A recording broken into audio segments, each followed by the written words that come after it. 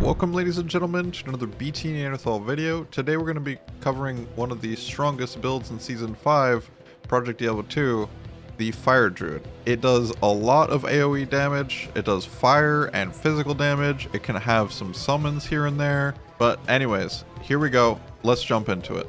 For the Fire Druid we're going to be using Earthshaker, with 4 skills, of course, the best you can do. Basically anything with plus skills is fantastic, and you can also use facets for fire damage, additional pierce, and fire skill damage.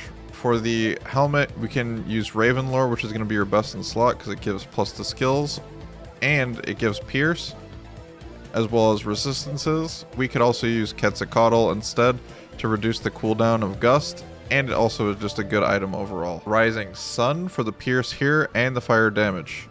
Maras or anything that gives you plus skills here is very good as well. Kahegans are pretty much anything with plus the skills once again is very good. And then fire facets to juice up your character even more. Then we use Lidless Wall for the plus skills, faster cast rate, and all that good stuff. Mage Fist just because it says 20 FCR and +1 to fire skills as well. Then we got Wisp Projector, pretty much anything with +1 skill on it for rings. And then we also use Arachnid's Mesh for the +1 skills and FCR as well. Fast Runwalk Boots and resistance if we can. Otherwise, you just use Magic Find or War Travs or whatever you can find. Fast Runwalk's nice here. Magic Find's nice as well. You can swap out pretty much anything here for Magic Find. Same thing with the charms. If you feel like you don't need the extra damage, you can definitely do that. We're going to be using Elemental Skillers and obviously a Druid Torch and Annie. For the skills, starting off with the Elemental skills, we have 100. Actually, it's more than a 100-point build, but we can just put points into Armageddon, Volcano, Fissure, Molten Boulder, and Firestorm. Firestorm is not a huge priority, though it does really good single target damage if you can position yourself well. I don't know if you've seen some Diablo 2 speedruns before, but the positioning of where you stand with Firestorm is actually pretty important so that the spires or the little fire things that travel along the ground can actually hit the targets. We're also going to be putting a point into Gust so we can move around, and Cyclone Armor just gives us survivability overall.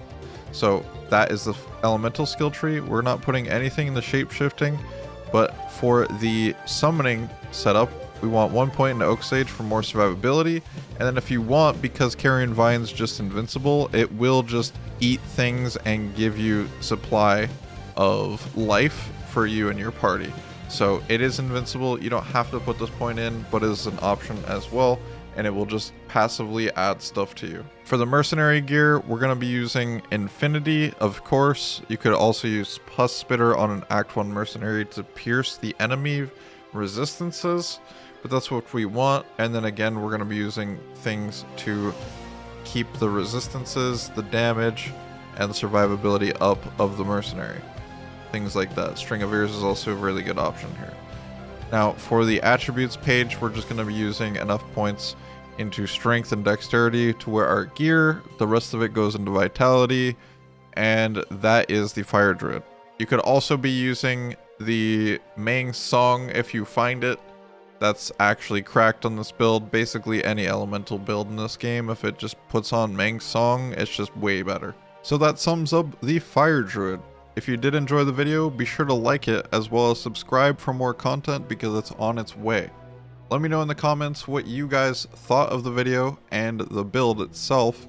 Also what you guys are planning on playing for Season 5. Much love to all of you. You are all beasts.